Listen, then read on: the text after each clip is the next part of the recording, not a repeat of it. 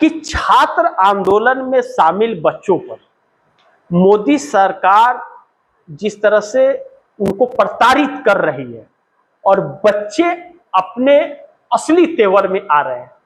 तो पहले तो मोदी ने सिर्फ जेनजी को देखा और अब जेनजी के साथ अल्फा जेन को भी देखेंगे, यानी कि सेकेंड जनरेशन। 8 साल से लेकर के 15 साल के बच्चे, जगह जगह उनका धरना प्रदर्शन चल रहा है। फिर मोदी की पुलिस भी काम नहीं आएगी और मोदी की लाठी भी काम नहीं आएगी, बल्कि सरकार उखाड़ करके फेंक दी जाएगी।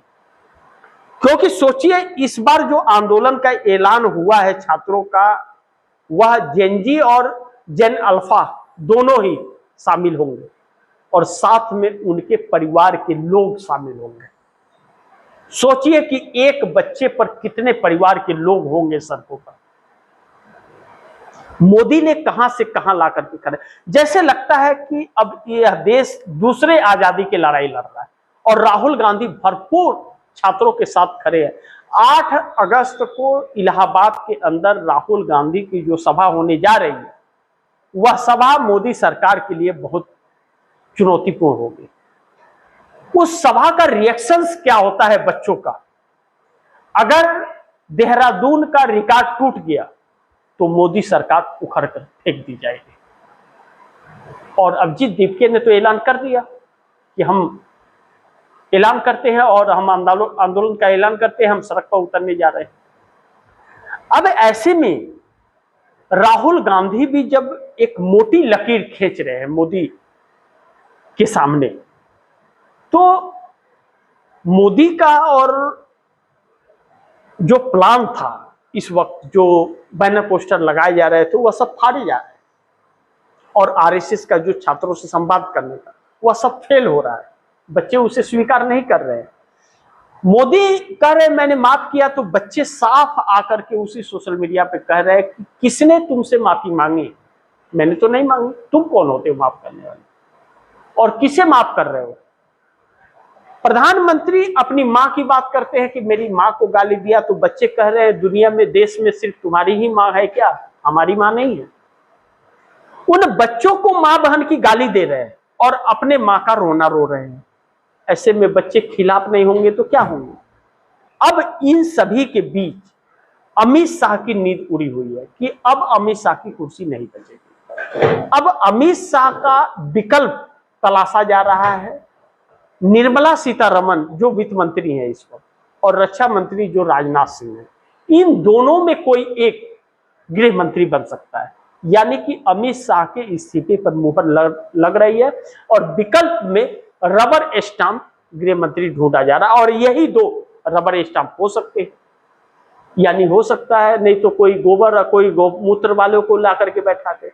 लेकिन इसी बीच एक नाम और चल रहा है, देवेंद्र फडणवीस महाराष्ट्र के सीएम का, कि एकनाथ शिंदे को सीएम बना दे और देवेंद्र फडणवीस को ला करके गृह मंत्री बना दे। तो देवेंद्र फडणवीस आरएसएस से आते हैं। आरएसएस की रणनीति का भी खुलासा ही नहीं रहा, मोदी के साथ है या विपक्ष को फायदा पहुंचा रहा है। लेकिन आरएसएस को अपना अंत होता हुआ अब साफ नजर आ रहा है। मोदी ने वह अंत का रास्ता खोल दिया। खुद तो जाएंगे, आरएसएस को भी ले देंगे। लेकिन जो एनडीए गठबंधन को अपने साथ रख करके इस पाप का भागीदार बनाना चाहते थे, एनडीए गठबंधन के 41 सांसदों ने उस साजिश को धराशाह कर दिया, पूरे प्लान को फेल कर दिया। साफ हम आपके साथ नहीं हैं। और अगर छात्रों ने पिछली बार की तरह भी अगर सड़क पर उतर गए, तो सबसे पहले नीतीश, नायडू, जयंत चौधरी और अनुप्रिया पटेल समर्थन वापस ले लेंगे। और यह समर्थन वापस जो लेंगे, मोदी सरकार फिर उसे झेल नहीं पाएगी। मोदी सरकार का अस्तित्व खत्म हो जाएगा।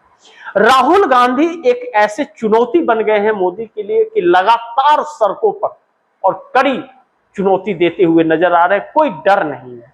लेकिन अब तो छात्रों के अंदर से भी, इस देश की युवा पीढ़ी के अंदर से भी डर निकल गया है।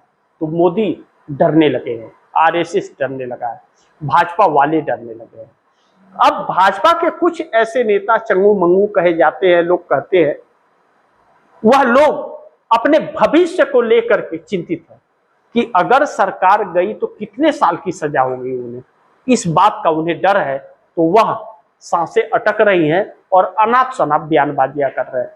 लेकिन इस बीच जो इस सरकार की नीतियों से इत्तेफाक नहीं रखते, कहा जा रहा है 100 से 150 सांसद एक साथ इनका खुलकर बगावत करेंगे, तो सरकार बचेगी कहां? एनडीए कहां सरकार बचा पाएगा जब भाजपा के ही लोग नहीं थे। तो कहते थे कि भाजपा को भाजपा हरा सकती है, अब वह सामने आ गया है। ना आरएसएस की सुन रहे, ना मोदी की सुन रहे। मोदी के पाप का भागीदार भारतीय जनता पार्टी के 100 से 150 सांसद नहीं बनना चाहते, और मोदी के पाप का भागीदार नीतीश नायडू भी नहीं बनना चाहते। ऐसे में सरकार की उल्टी गिनती भी शुरू है। पीएमओ के अंदर बैठकों का दौर तो चल रहा है, लेकिन निष्कर्ष कुछ नहीं निकल रहा है। हाथ पांव फूले हुए हैं, सरकार जाने का डर सता रहा है। ऐसे में देखना महत्वपूर्ण होगा कि यह सरकार और कितने दिन चल पाएगी। सिंहासन डोल रहा है, तानाशाहियां खत्म हो रही है और घमंड टूटकर चकनाचूर हो गया। मोदी का वह हाल हो गया, न घर का न घाट का। अब गिरगिट की तरह रंग बदले या न बदले, कुर्सी जानी तय मानी जा रही है। बाकी आप दर्शक क्या सोचते हैं, आप दर्शकों की क्या राय है, क्या सुझाव है, कमेंट बॉक्स में जरूर दीजिएगा। इस खबर को ज्यादा से ज्यादा शेयर कीजिएगा, अपने दोस्तों को भी कहिएगा आगे शेयर करें। और आपने अगर टीवीटीएफडी न्यूज़ 24 को सब्सक्राइब नहीं किया, सब्सक्राइब कर लीजिए, अपने दोस्तों को भी कहिएगा सब्सक्राइब करें। मिलते हैं अगली खबर के साथ, तब तक के लिए नमस्कार।